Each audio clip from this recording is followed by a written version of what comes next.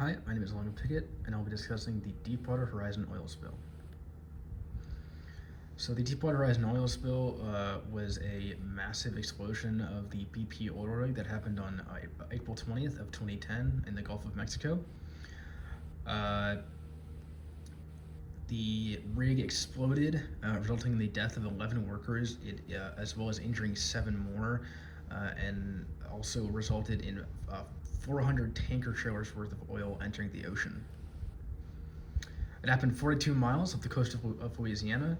As previously mentioned, it happened on the 20th, and it took about 2 more days for the rig to fully sink into the ocean.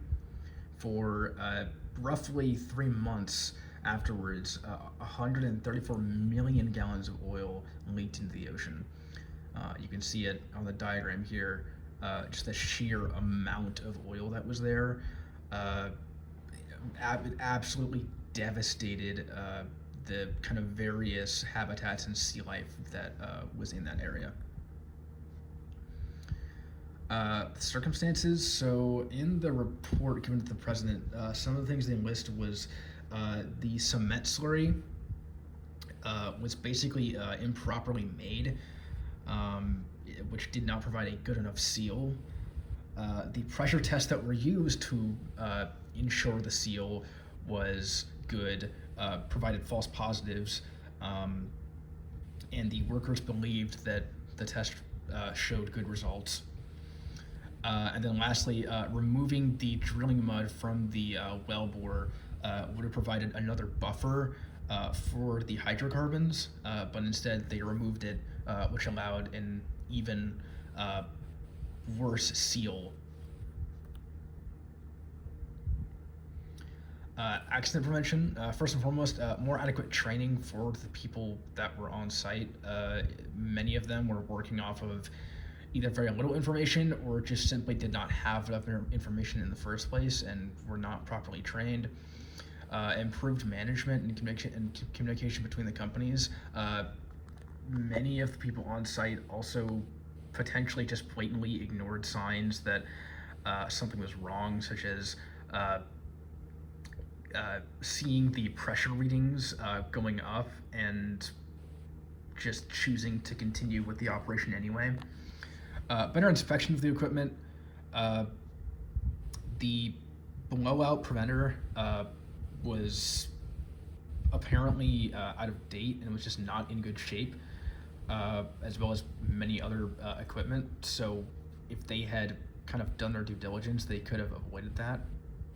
And lastly, just increased standards or regulations for drilling, which at the time could have been beneficial. So some of the legal outcomes, obviously, first and foremost, BP paid a ton of money in restoration and damages. They paid about $1 billion within 1 year afterwards towards restoration. They would go on to pay 8.8 more towards natural resource injury and more restoration. I've seen, I think, kind of differing numbers on how much they fully paid. I've seen $20 billion to $65 billion. Regardless, the point is that they paid a lot of money towards settlements. Many of the workers were prosecuted, such as Robert Kaluza and Donald Vidrine. I believe Robert Vidrine was acquitted in 2015, while Robert Kaluza was acquitted in 2015, while Donald Vidrine did plead guilty. Both of them were supervisors during the day shift when the disaster occurred. And then lastly, as I said before, settlements are still happening today. The effects of the oil spill are still seen. Negligence and carelessness. This is a big one. Blatantly ignoring warning signs. As I mentioned previously, the pressure readings were going up and those should have been noticed, but they were instead either, again, somehow just not seen by the workers, or were more likely just blatantly ignored. Failing to follow safety standards, complacency when it came to oversight, and just being complacent in general, getting way too comfortable. I did some further reading and found out that they were actually audited a year prior by the BP oil team.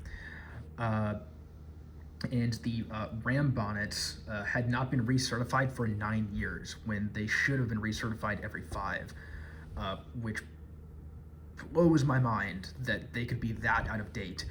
Uh, they also did not record, their record keeping was not good either. Uh, they recorded their maintenance on physical spreadsheets and logbooks that were not entered into the Transocean management system.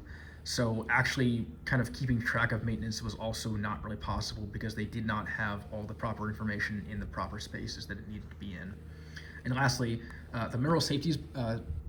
the Minerals Management Service prioritized profit over safety. Uh, they assumed that they were under pretty heavy pressure to just keep going and kind of get through the project regardless of whatever happened. Obviously, it's the thing that sucks about big corporations. Time equals money, and they value those things over taking slower methods and actually taking their time to ensure that the processes that they go through are proper and that they actually do things in a safe manner. So it just really kind of frustrating.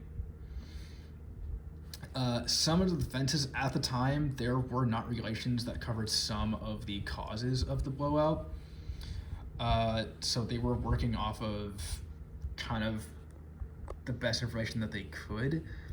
The pressure tests could have been ambiguous. I kind of doubt that, but the reports did say that they were pretty open to interpretation, so I guess it's a little bit wishy-washy. There is always a big risk when it comes to drilling, so in terms of complex things like these, like, you're never going to be able to fully eliminate the probability that something goes wrong. And lastly, they had the approval of the MMS, so they, at the time, were working off of information that they believed to be correct. They were trusting that that the MMS gave them the good to go and that their judgment was good. Lastly, attack of actions. Again, this is pretty obvious. The rising gas in the drill was registered by the instrument, and it should have been noticed. I kind of doubt that it was not noticed. However, its supply of cement was tested. It failed 3 of its own tests, and then the Committee of Natural Resources also ran their own 9 tests, which it also failed every single one, which is insane. And then lastly, again, obviously, poor oversight and deliberate shortcuts. Again, it really sucks that, but you kind of have to expect it with big companies like these. They value money over all else. So